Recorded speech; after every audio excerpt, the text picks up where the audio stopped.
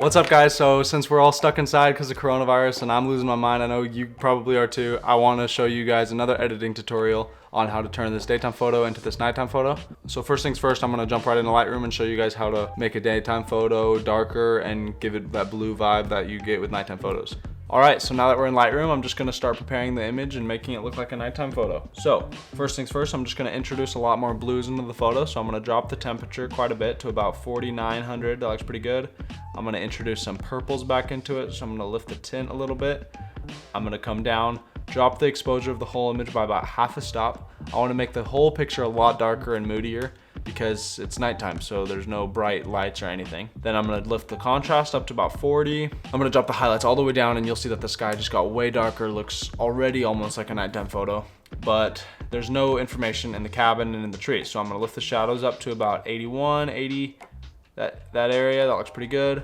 I'm gonna drop the whites down to get rid of any harsh light and brightness in the photo because I really want this image to be flat, because at nighttime, a lot of times the only bright areas are coming from lights or stars, and we're gonna add those later.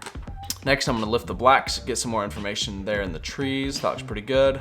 Drop the clarity a little bit. I just like softening my picture with negative clarity. I just think it looks pretty good. Just a personal preference though, a lot of people add clarity. Then I'm gonna go down to tone curve, fade out my whites, lift the highlights a little bit, and the mid-tone, just this brighter area. I'm gonna drop the shadows, adding back some of that contrast. Drop them a little bit right here, and then introduce a fade into my blacks by lifting this bottom tail, making the blacks a little more gray. Now HSL, you can see the only color in this picture is pretty much a blue, so that's all we really need to worry about in here. I'm gonna make the blue a little more teal. That, I like a greener, tealer blue. That looks pretty good. I'm gonna make the aqua a little bit more blue, just in case there is any aqua in the image. I'm gonna desaturate both of those. So I'm gonna draw my aqua, drop my blue, making them both way more gray. I just like how that looks. Come up here to luminance and just darken the blue a little bit. Not too much, just a little bit to give it a little bit more of a steel look. And then split toning. I'm gonna just add a little bit more blue into the shadows. So I picked 212 because that's a blue hue, and then just added the saturation up to 5. So now that we're pretty much done with this, I'm just gonna make a final selective adjustment. So I'm gonna darken this foreground a little bit, just drawing your attention up to the cabin. Not too much, just kind of want to darken that area right here. And then maybe brighten the cabin just a touch. I'm gonna invert that on a radial filter and just brighten it a little bit. So here's the before and after of just the Lightroom adjustments. You can see it looks starting to look really good. It looks like a nighttime photo. We're almost there, but we still have quite a bit to go in adding things in Photoshop and final adjustments to get this image where it needs to be. So hit Command E and it tethers all your Lightroom adjustments and puts it into Photoshop. With everything you've already done in Lightroom, it just jumps you right into Photoshop, all ready to go. So now that we're here in Photoshop, here's your background layer. I'm gonna unlock it and then name it base image. And then I'm then gonna duplicate this by Command J, that duplicates it. And this is gonna be my removal.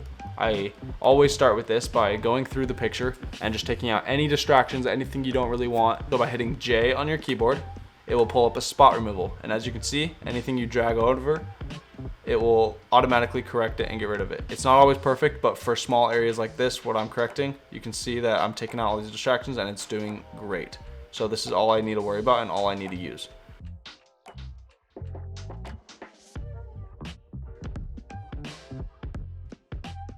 That's looking pretty good. So now that we're done with all the removal, I think I am just going to jump right into the stars and adding the lights. So first things first, I'm gonna duplicate this layer and name this one lights.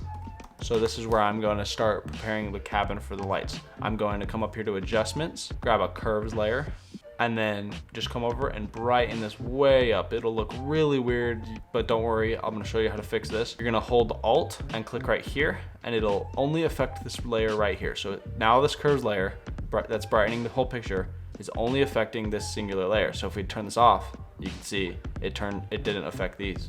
So it's only affecting this layer. Now with this mask right here, I'm gonna invert it.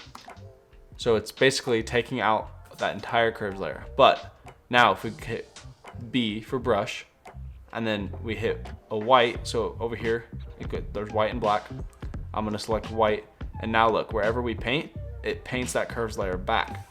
So I wanna shrink this down, and just paint in on the cabin.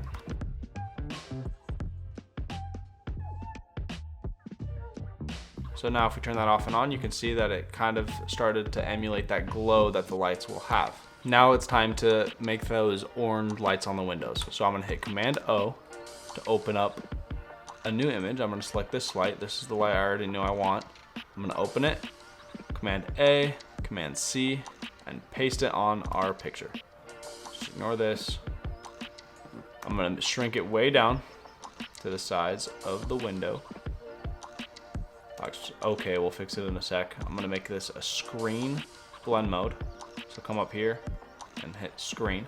So as you can see, it got rid of all the blacks. And now we can come through and put it over the window and fix the sizing.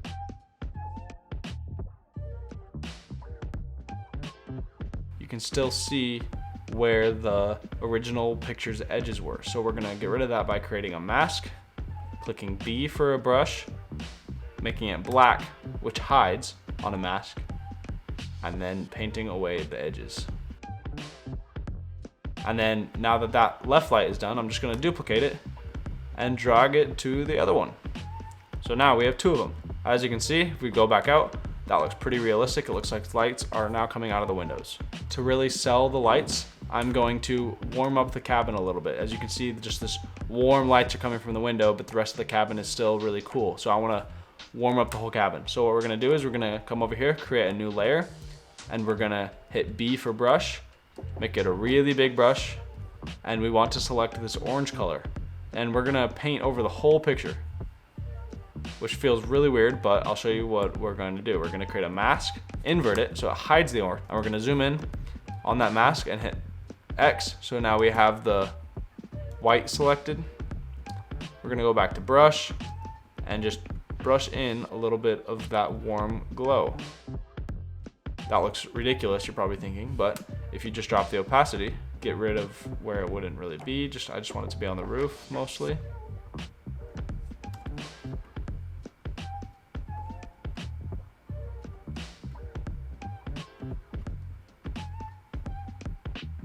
As you can see, that just added a soft glow to the final picture. I'm gonna drop the opacity a little more. It's still a little bit strong. That looks pretty good. As you can see, that just sold the light a little bit more. I think we're ready to now add the stars. So what we're gonna do is we're going to create a curves layer and darken the sky. This is darkening the whole image you see, but we're gonna do my favorite thing and make a mask and paint away the foreground. So it's only affecting the sky. Make sure you get the sky just nailed. I'm gonna make a really big brush so it has a nice feather right there. So now you can see it's only darkening the sky just to get a little bit more contrast when you do add the stars. Now that that's done, I'm going to import, so Command O, and then like before, I'm gonna go to my library. I just have a stars image that I've saved, and I'm gonna import this. I'm gonna position it up here with this rest of the sky. Make it small, right there. I'm gonna duplicate it, shift it over, duplicate it, shift it over, duplicate it again, shift it over, just covering the majority of the sky. Right there, that looks pretty good. Okay, now I'm gonna just merge all these. So shift and select them all, and then hit Command E, and it will merge them all. I'm gonna make this a screen, and then I'm going to brighten just the stars layer because they're a little bit dark. Now that that's done, I am going to create a new layer and add a few more stars just with a brush. So I'm gonna shrink the brush down really small. Make sure you set the hardness to in between 60 or 70 to draw. Just make it a really small brush and go through and add a few more stars. That's a little too big. Want to make sure they're really small so that they look realistic.